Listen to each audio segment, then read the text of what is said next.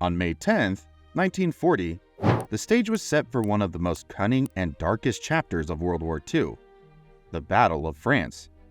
In a stunning turn of events, Hitler's forces swiftly defeated a powerhouse like France in less than 2 months. The world stood in disbelief as news spread of France's fall into German hands.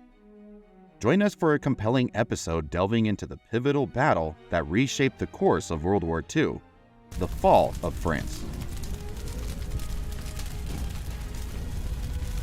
On September 1, 1939, the world held its breath as the German war machine sprang into action.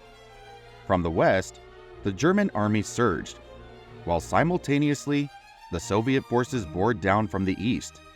The stage was set. A week prior, Hitler's envoy had inked a pact with Stalin in Moscow, sealing a non-aggressive agreement and a sinister division of Poland. France and Britain enter the fray. 2 days after Germany's lightning assault, France and Britain declared war. France, with its shared border, made gains, but hesitated. Was it real action or a media show? Meanwhile, Warsaw, Poland's heart, still resisted. The German army hadn't yet fully taken control of the capital. But on September 27, 1939, Warsaw fell. A city shattered, a nation in turmoil. And Hitler turned his gaze westward. France awaited its fate, the next chapter in a war that would engulf the world. Hitler tasked his generals with devising a suitable strategy for the invasion of France. The German generals proposed an attack through the Belgian border, akin to the plan used in the First World War, viewing it as the most feasible approach given the formidable Maginot Line defenses in the south and the Maginot Line, a chain of fortified French defenses stretching from the Swiss borders in the south to the forests of the Ardennes in the north. However, Hitler rejected this plan, citing its resemblance to the tactics of the First World War. He reasoned that France would anticipate such a move and be fully prepared along the Belgian border. In this critical moment, General von Manstein emerged. He concurred with Hitler's refusal to invade France through Belgium and proposed a cunning and strategically brilliant military plan that transcended mere tactics. The plan was straightforward. Attack France at the point where the Maginot Line ended, the Ardennes forest. French command believed the Ardennes was an area difficult for German tanks to traverse, leading them to deploy only a small number of French forces there. This decision would prove to be their gravest mistake, ultimately leading to the fall of France.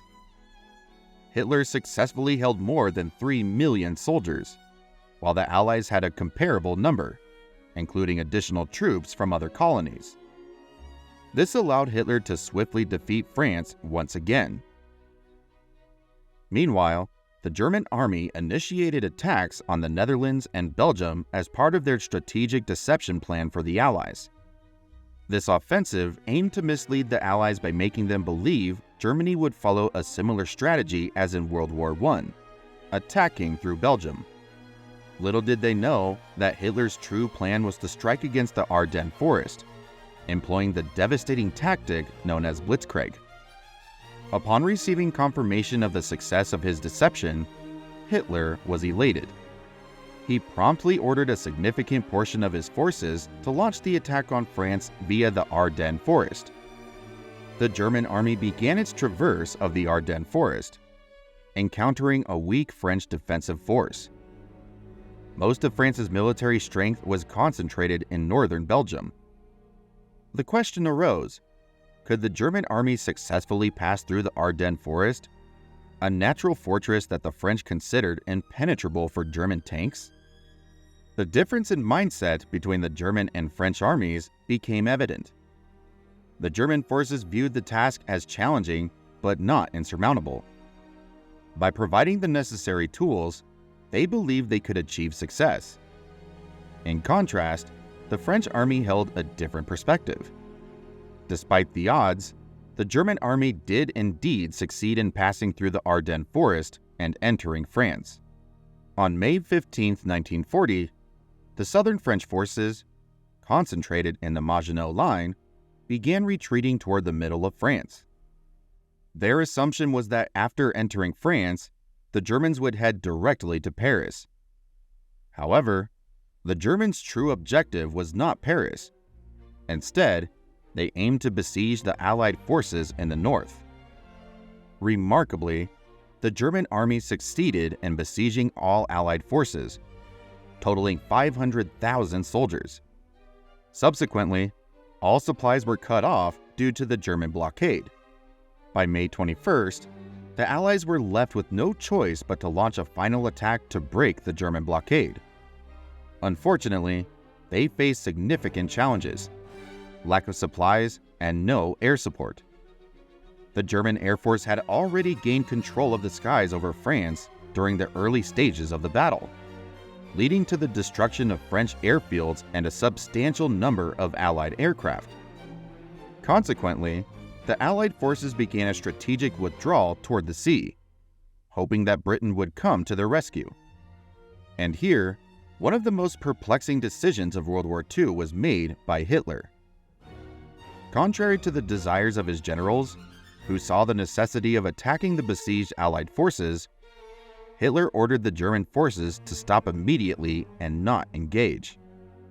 Instead, he instructed the German Air Force to launch airstrikes on the trapped Allies. Historians offer two contrasting explanations for this unusual decision. Hitler's intentions for peace. Some believe that after the fall of France, Hitler aimed to demonstrate goodwill toward Britain by sparing besieged forces, conveying a message of peace. Avoiding losses. Another perspective suggests that Hitler, fearing casualties and tank losses, opted for unconventional airstrikes instead of a direct attack on the Allies. On May 27, 1940, the British Navy successfully rescued the besieged forces, transferring them to Britain. As a result, the German forces shifted their focus towards France. This change in direction occurred because the French forces had retreated from the Maginot Line to defend the capital, Paris. Unfortunately, these French forces were isolated, weakened, and fatigued. By June 1, 1940, the French army had suffered significant losses in the war. Additionally, on June 10th, Mussolini, Hitler's ally, declared war on France, exacerbating the situation. France's hope for support from Britain dwindled due to German dominance in the northern part of the country. On June 14, 1940, Paris fell to the German forces without resistance, as they feared the impact of German bombing.